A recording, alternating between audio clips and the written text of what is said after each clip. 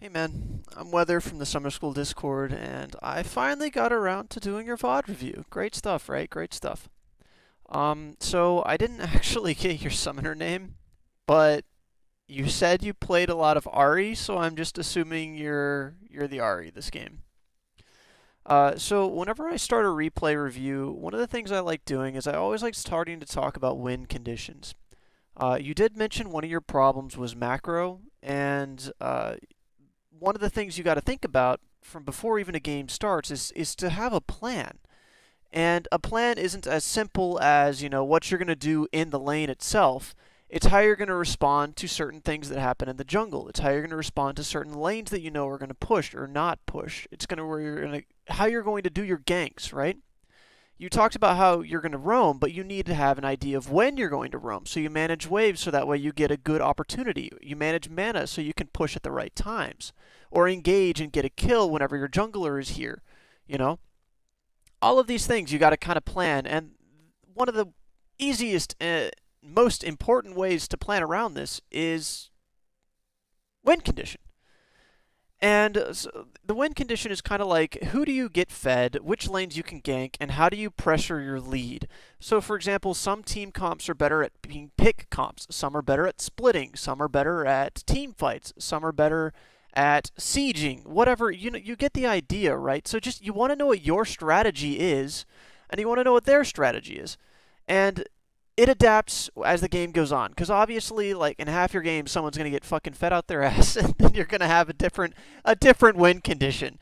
It's gonna be don't let them kill all your team. It's gonna be a little different. But let's just look at this team from square one, and no one's fed yet, but this is a game plan, right? So your team has two tanks in Poppy and Alistar. Both of these lanes are going to have enough engage potential for a gank to happen. But then you kind of want to look at what you're going to be going against for you to roam onto this lane, right? You're going to be roaming on either a Morgana, who has Spell Shield, which might make it harder, but you do have an Alistar who, it depends how they combo, so they might still get a gank off down here. But odds are you're not really going to want to look bottom unless you're looking bottom after your bot lane just recalls. So you have to really pay attention to what the health bars are bottom before you try and get off a gank. And you're going to want to watch when they're warding and when they recall. That's how you're going to get a gank off bottom. Because if they recall, odds are they don't have a ward set up yet, and odds are your laner is going to be full health to be able to engage with you. So that's one way you would be able to gank bottom. Top in this game is a little bit better for you to gank, but a little bit worse for your win condition.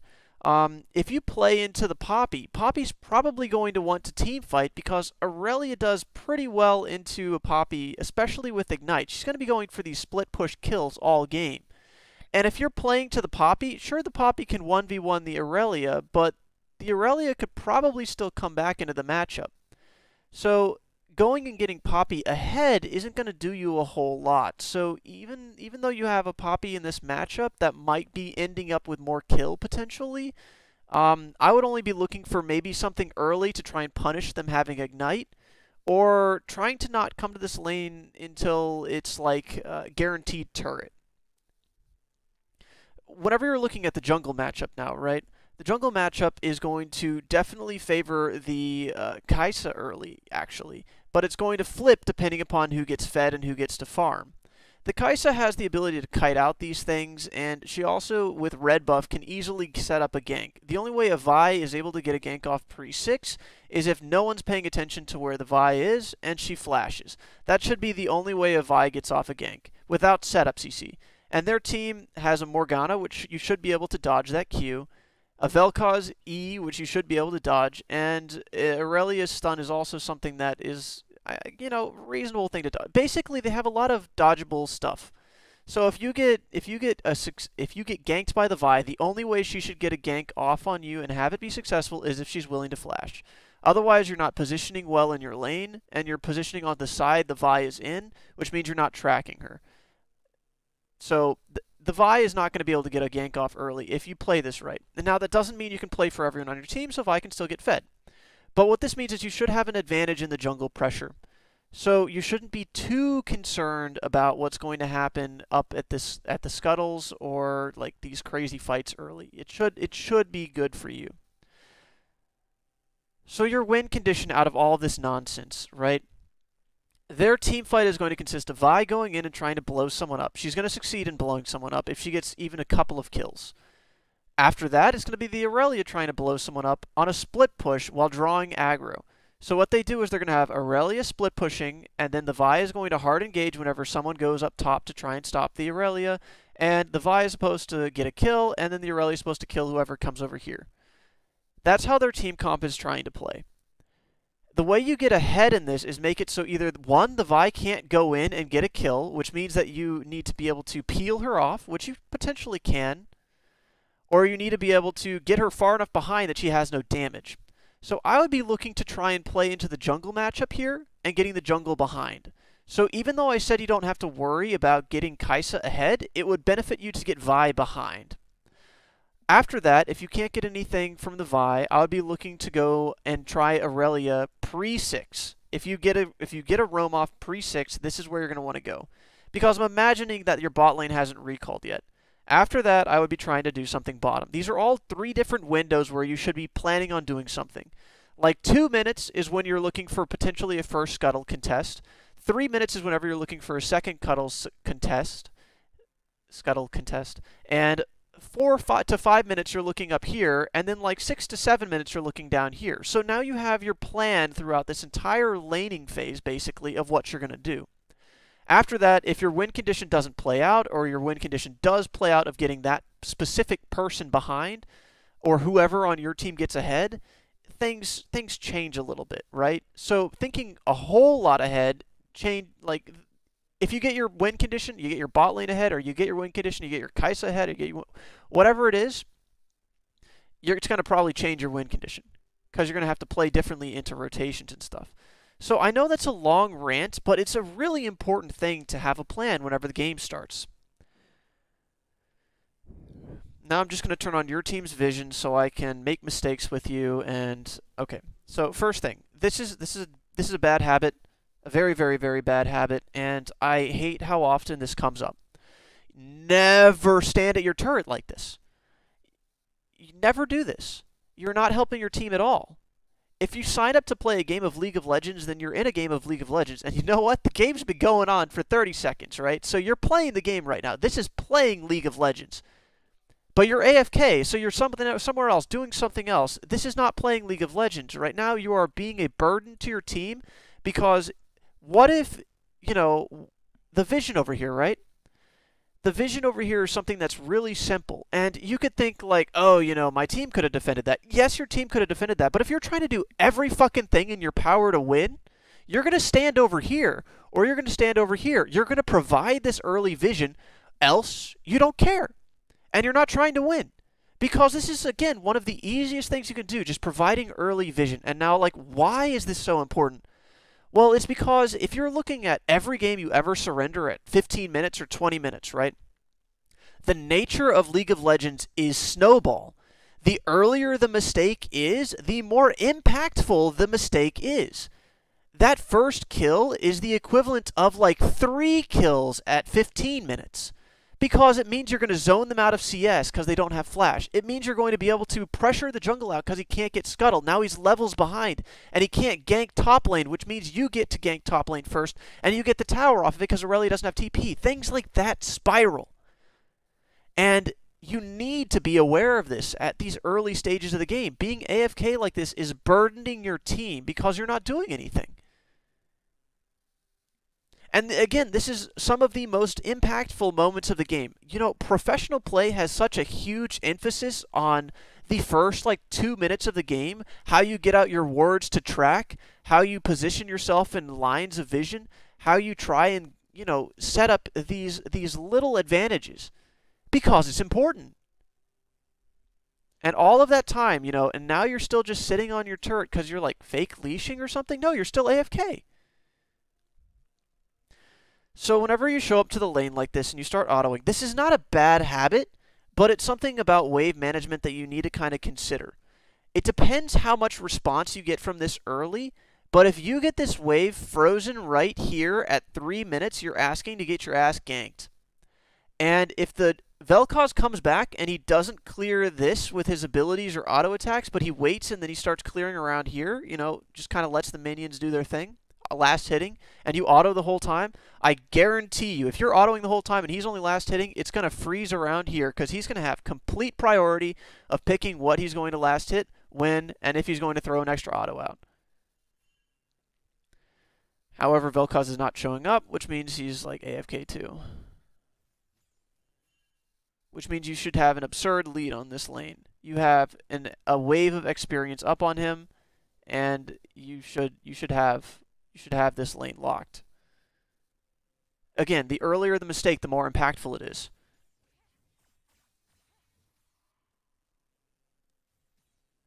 I wouldn't be looking for a roam this early, but I would be looking to invade with your Kai'Sa. If you had this much wave priority, I would have pinged the red buff, and I would have done exactly this. But if you're going to do something like this, you need a ping. Because if you're going to, you know, these are really easy plays to make with 2 people, or even 3 people.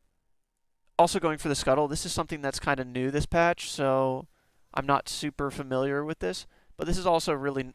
You stole that? Holy shit, you're mean. It was going to be really nice for your jungler.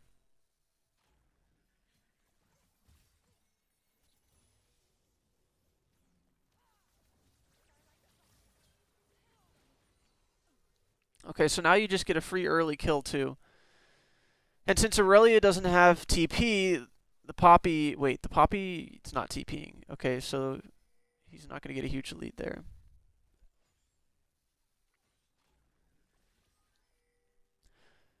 So yeah, you do want to be paying more attention to your waves. I don't think that this was a kill you were going to be able to get. Vi still had flash. She would have gotten out of that, I think, just by how close she was to turrets.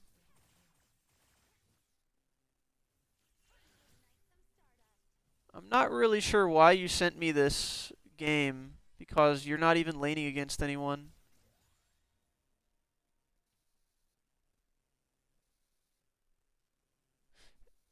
You're 3 levels up here. This lane shouldn't even...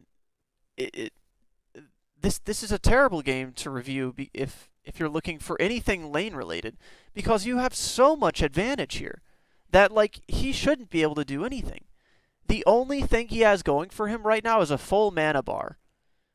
And, like, that's ridiculous.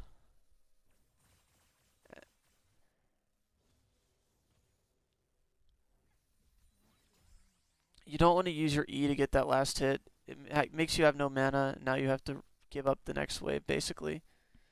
You never want to use Ahri's E to CS unless you have full mana, because you're gonna Yeah, your resource management needs more work. Now, resource management has a lot of different things that go into it. It's when you use abilities to wave clear. It's how you use your abilities to wave clear. It's when you go to harass and what runes you take. So I don't know how to check runes in practice, or not practice, in VOD review, but if you're going for your, you know, the mana thing, right?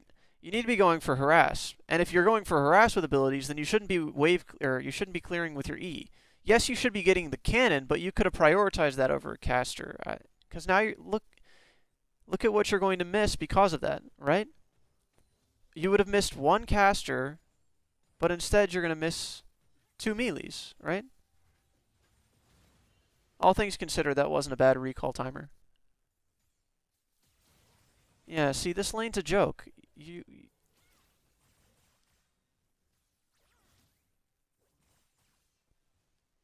So, okay, how do you press an advantage in this game, right? You basically have a free lane, you have a free game, and you're just waiting to close it out. Well, right now, you're recalling. That's what you're doing. You see this? Or actually, no, you're not even recalling. You're just standing here. You're AFK for like the 3rd time this game. Do you see what's happening down here? Do you see? Okay, so here's Kai'Sa.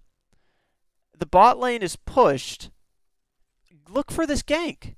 You could 4-man this, right? You have Flash Charm if you need it, right? And I don't know if your team's pinging summoners, but Caitlyn doesn't have Flash. This is a free kill. And if you're not doing anything, you're not even autoing the turret against a level 4 Vi when you're level 6, right? No one's coming for this. You're completely wasting time. You're not trying to roam bottom, where you could have a 4 versus 2, which is free kills. You're not trying to roam top, where they're half health. And you're not trying to auto the turret, which is no contesting. There's nothing to contest you. The Vi is level 4. Velkoz is dead. And yes, Velkoz has TP. But you know what? If Velkoz TP's back to this tower, who fucking cares? You still had resources, and you just wasted your time. You recalled because you had gold, and that's terrible. So let me tell you something, a big secret about this game. It's amazing how impactful this is once you start to actually embrace it. Kills are worthless unless you can get something out of it. And I'm not talking about gold, because gold doesn't matter. Gold lets you win the next fight, and then we're in this cycle, right? Because what does the next fight do? If the only thing the next fight does is give you gold, it does nothing. It does nothing. Because then you win the next fight, great. But if you only back after you win this fight, if you only recall after you win the fight, you're not doing anything. You need to get objectives to win this game. Because again, the way you win this game is you kill their nexus. Now, how do you kill their nexus? You need to take an inhibitor and a row of turrets. That's literally the secret to winning this game. So your maneuvers need to be, how can you get this, right? How can you get these turrets? Now let's look back at when you recalled, right? You recall here, look at your mana. You have half mana, so you're not like scrapped for resources. You're not recalling because you have resource issues. You're recalling because you don't know what to do, because you feel like you've just won your lane, because you just so happen to be level 6 and he's 3 and you killed him. Congrats. Do you see these things that you could do? Aurelia has Ignite. She's going to be looking for this kill. She's pushed. She's playing aggressive. She probably hasn't warded, or she does have a ward, but it doesn't matter because you have Flash. And down here, you have 4 people, and it's not warded. See? These simple things, like, yes, this is warded by them. But if you're playing in silver, even if you're playing in fucking diamond, a lot of the times this doesn't matter if something's like warded over here. People don't respond to it. They don't respect it. But recalling like this means you're not even taking the chance to try and extend a lead somewhere else on the map. And if I'm arguing right, what's the point of kills? Then why am I saying come down and get these kills? Because what can you get after these 2 kills if you have 4 people down here? Well, they don't have really a TP. Vi's probably making her way to the top side of the map because you saw her over here recently with your ward. So Vi's way over here. She's not going to respond to that. Velkoz is probably going to come back mid, so there's no wave clear, which means you can probably get a free dragon, very free dragon, or you could try and get a tower, which you're probably not going to be able to get without getting some real serious luck going on. But this is an objective that matters a little bit more. This is a little bit more than the kill. I have another rant that I can give you about dragons, but since you don't concern yourself with any objectives, it's probably not worth going into my dragon rant. You need to start thinking about how you're going to get towers, and you need to start thinking about your rotations. You roamed early because you had nothing left to do in your lane because your laner was AFK. Do you see how you could have come up here? Do you see how they're fighting? Do you see how Caitlyn's still here? And Morgana's still here? And they're full health to be able to... Well, they're not full health, but they have heal and ignite. They could engage on this. And again, Vi was up here.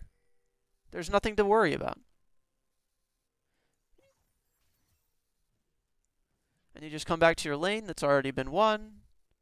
So whenever you're doing something like this, like a secret strategy whenever you're playing AD carry, right, is if your AD carry loses their turret or whatever, the best strategy as the losing AD carry, if the only person that's fed is like the other AD carry, is to just constantly push out this wave to make the fed AD carry, the one that won the lane, as useless as the one that lost it, because they're going to constantly have to come back and clear this wave, at least in lower elo. In higher elo, they rotate around a little bit better, but rotations are something that aren't very common in lower elo, and not very common to do correctly.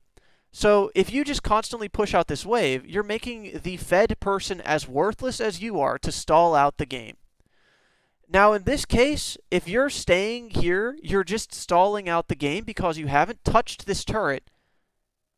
And all he's doing, he's behind anyways.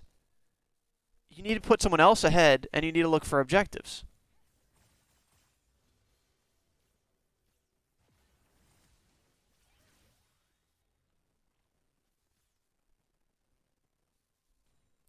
And you AFK again. I don't know if you're typing to your friend or something. If you are, you need to stop that in a game because you just wasted potential time to roam down bottom. Because you're 6, you have R, and you have this window where he's pushed in and he's scared, and this obviously wasn't warded because Kai'Sa got a gank off. You're not concerned at all about roaming. You're not concerned at all about spreading your lead. So what do you look for whenever you're looking for roams? Okay, this is a good secret too, right? It's not a secret. It's obvious, but you don't. It's only obvious if you know to think about it. The first thing you think about is what can you lose if you're going to roam? So if you're going to lose a turret, you always want to stay in your lane. You're not going to roam if you're going to lose a turret, right? You just don't want to roam if you're going to lose your turret. What can you gain by staying in your lane? In this case, you can potentially get ganked by the Vi, who's probably going to be 6 by the time she ganks you, and put the Velkoz back in the lane because you don't have any side of your lane warded, and it's extended. Okay, so, and you could also gain the CS, right? Great. You could also potentially kill the Velkoz again because he has no flash. So there's a couple of things you could do up here. If you wanted to do this play, though, you need to drop a ward down over here, right? Your trinkets that you've used so many times this game, drop a ward down over here, and then you can play aggressive because the Vi is going to be looking for her red buff. The secret to tracking an enemy jungler, it's no different now than it was previously. They're going to want their fucking buffs. So whenever their buff is spawning, it's likely that they're on that side of the map, unless you've just seen them somewhere else, which is why it's always good to have wards because people deviate from the norm. But the norm, which is going to be 50% plus of the time, is that they're going to want their buffs. And if they want their buffs, they're going to be on that side of the map. Vi's probably here. Yeah, see, I didn't know this. I just knew this. And it's because we saw her pathing up like this earlier. Her red wasn't spawned, so she probably went back for blue, and then she went up for red. It's predicting where the enemy jungler is, so you know where to ward, right? And if you also know the enemy jungler's up here, and you know you're not going to lose anything, it means you know you can roam for free. No one's going to contest this. Okay, so what can you get for staying? What can you lose for roaming? And what can you get for roaming, right? So whenever you're thinking about roaming, generally you don't want to think just about the kills, generally. Because if you're helping a lane that's behind, which in theory your bottom lane is a little bit behind judging by pressure alone, but it's doing pretty well, except for kills. I don't know where it got all those.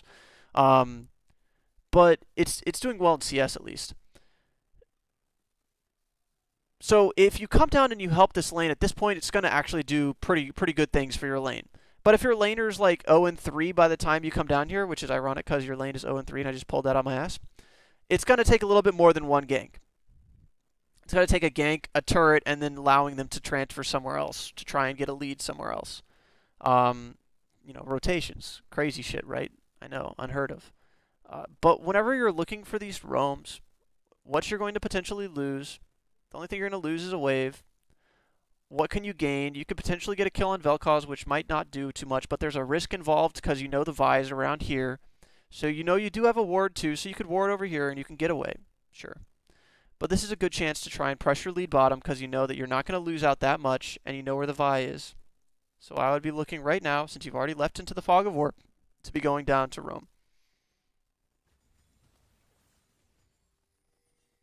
And I know you got pinged here, but you got pinged walking through river. If you walked through Tribrush, it is warded, but you have 3 dashes and a flash.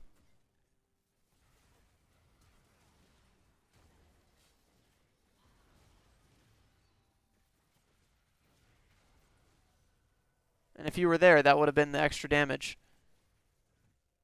Walking around like this. And if you're trying to roam a lot, there's a pink ward position where if you pink this, it allows for much more aggressive roams. This type of ward, if you ward the side of your lane like this, it's only for roaming.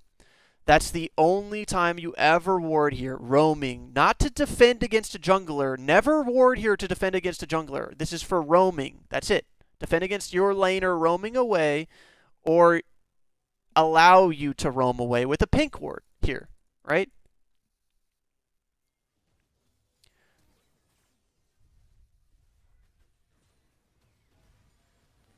That should never happen with the way you've been gifted a lead this game.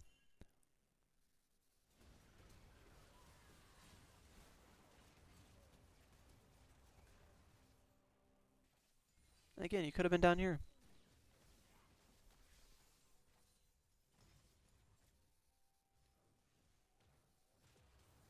You stopped so much. I saw you freeze again over there. And you just kind of mindlessly push. Okay, okay. Do not recall! Do not recall! Do not recall! Do not let them recall. Ping something! Do something. Right now, you know Aurelia's not here. Go to Herald. Because you have 2 people at potentially 3, and you can get Herald. This is a time you can get it because you have people here and you're not going to lose anything.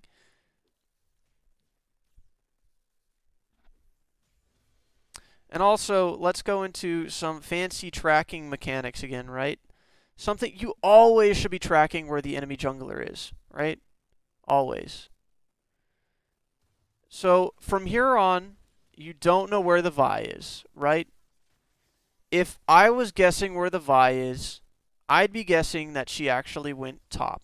Because I think she would have recalled here, and I think she would have went top because there are more camps to get top. Now, it's not what she did. She cleared around. Did she clear around? Oh, she did recall. She just started down at Wolves. I didn't expect that. But anyways, since the Aurelia based, I thought that they might be looking to do something fancy up here, and I was wrong. But stop basing like this. Don't let this happen. Ping the wave and keep your jungler to stay. At least get turret damage like this.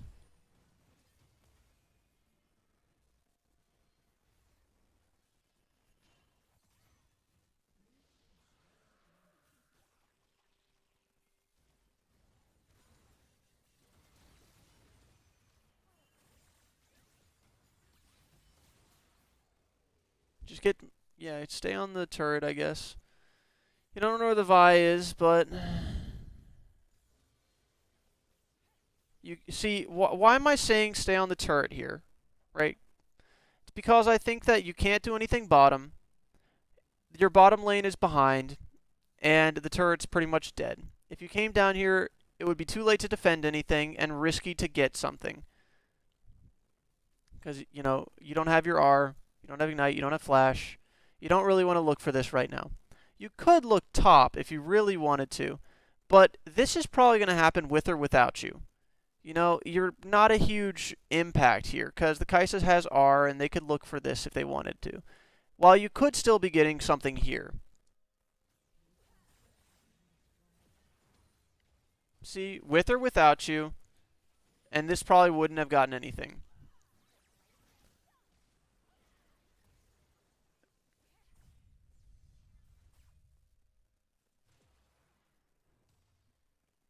And Vi's a little bit behind, so she couldn't kill you with that without backup. I guess she's not that behind. She's doing fine.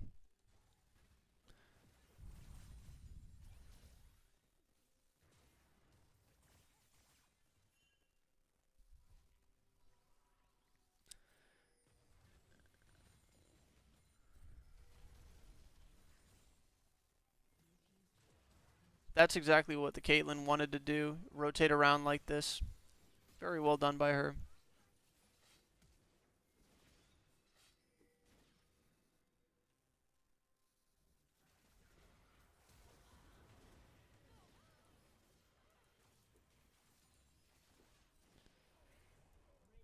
So let's back up, right? And let's look at some of these things again, right? So you see all of this happening right now. You see that they're still pushing, and you see your teams going for this. You push out this wave, right, like you always have been doing, because you just kind of spam push the wave, and then you stay in lane. No, you don't. You walk over. Okay. And then you walk back. Okay. I guess you were just too late because you stayed for the wave, which isn't a bad thing. I would have stayed for the wave too. You definitely didn't have to flash there to get that kill. Velkoz didn't have flash, he wouldn't have gotten away.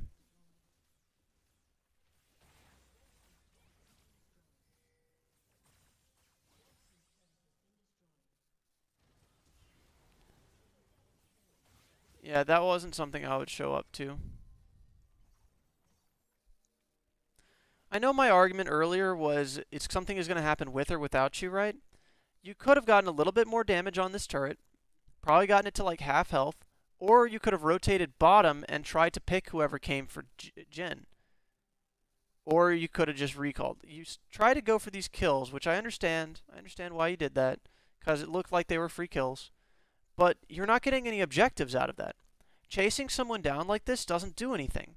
The only thing that matters in this game is turrets and how you get them. Start thinking that. Now, don't play like the Tryndamere split push where all you do is go for turrets. It's about rotating to them. It's about rotating to them. It's not about sticking to one lane and attacking a turret. It's about rotating and how you set up for that. Right now, if you're looking at your lanes, right, someone was drawn bottom because this lane is super far up. Someone else is going to be drawn top because it's going to be a big wave, right? Aurelia right now is mid. So what's the setup probably going to be is they're probably going to send one person top, 3 people mid, and Velkoz bottom, right? Because they're probably going to want to siege this. It's probably going to be Caitlyn, Morgana, and Aurelia mid. In this setup, you want the Poppy to come here right away, so that way you can engage on this. Because if you all come here now, it's a 5 versus 3, because you know where they're going to respond to. And once you set up a team fight like that, it's free. So ping assist me. That's what you do in this situation. And I was a little bit wrong, because everyone decided to show up mid.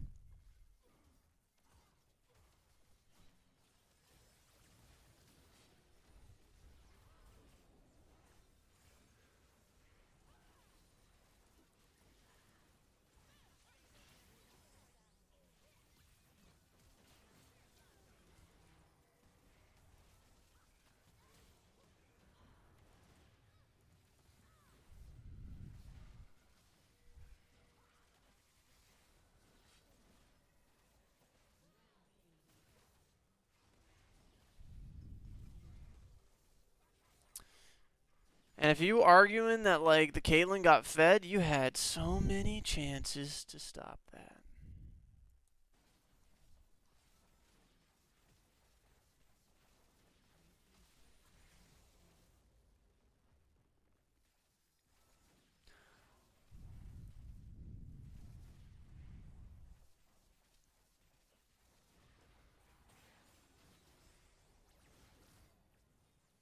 I would not chase this.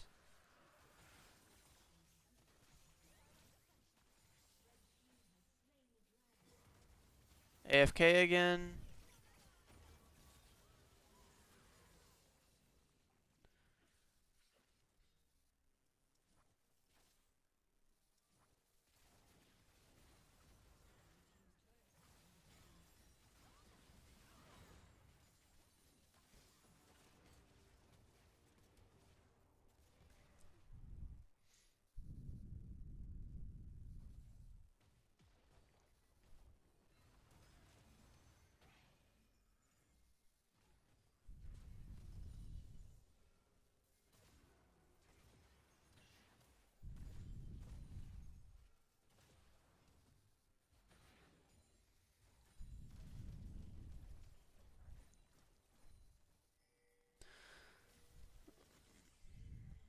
Yeah, okay. So this game's over.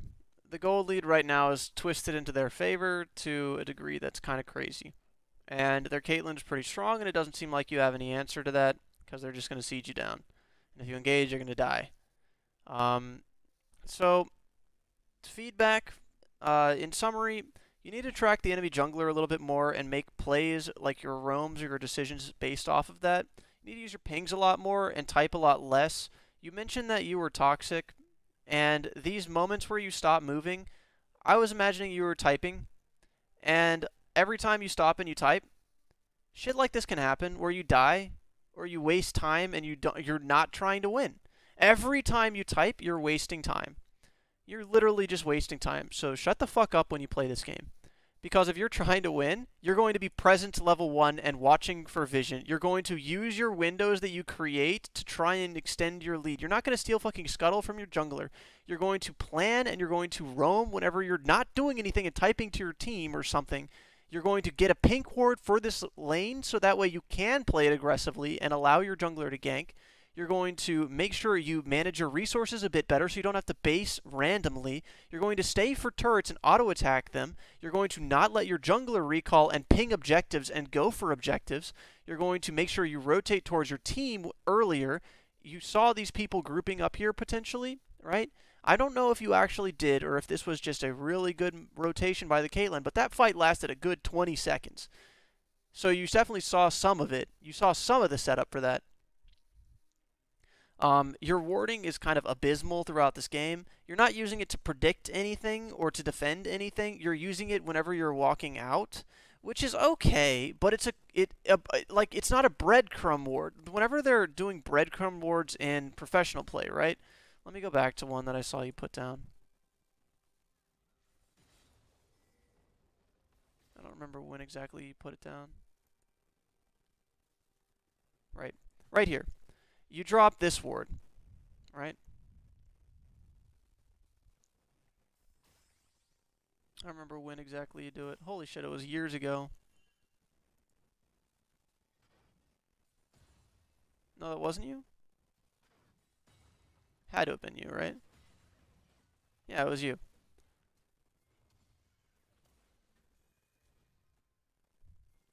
Okay. So let's talk about this, right? Now, wards are about setting up for your next play. That's all wards are. Every play isn't about the instant that someone flashes. It's about why everyone's standing in the same goddamn place. It's about why the minions are in such a way that you have to respond to that. It's the setup that matters. It's so much easier if you have setup to make something happen. So much easier. And so much more reliable. Because if you think you're just going to outplay someone, guess what? You're probably going to get outplayed a lot too. And that's not a reliable way to win a game because, not to break it to you or anything in like too mean of a way, because I'm not a special snowflake either, but you're not the best player at this game. Mechanics-wise, you're not. And I'm not either. So what's to say that someone at your rating could be a little bit better mechanically than you are? Well, you need to rely on understanding the game a bit better than just outplaying someone. Because you outplayed, quote-unquote, the 4 levels under you Velkoz several times, and you still lost this game. Right? It doesn't matter. It doesn't matter. Kills don't matter. It doesn't matter. So, what does this ward do, right? Here, thinking about your next play. This ward is either going to, 1, catch a Velkoz following you, right? No, he's not. He's going to come to this wave. Because he's not going to chase into his jungle without vision. He just won't. It's stupid. He's going to die. He's going to walk to his wave. It's not going to defend the red buff, because red buff at this point doesn't spawn for another like 2 minutes. The ward was dead by the time this thing was coming up.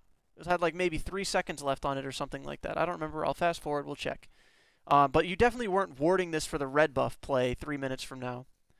You're not defending Herald because Vi's almost dead, and she's going to base, and then she's going to go down bottom. Just because this is where her camps are. So you're not defending anything with a breadcrumb ward. You don't predict anything ahead. This ward is worthless. It's not going to catch the Velkoz. It's not going to catch the Vi. It's not going to get you a camp. It's not going to get you the red buff steal. It's not going to protect the Herald. Nothing is happening over here. This entire time. Watch this ward with me.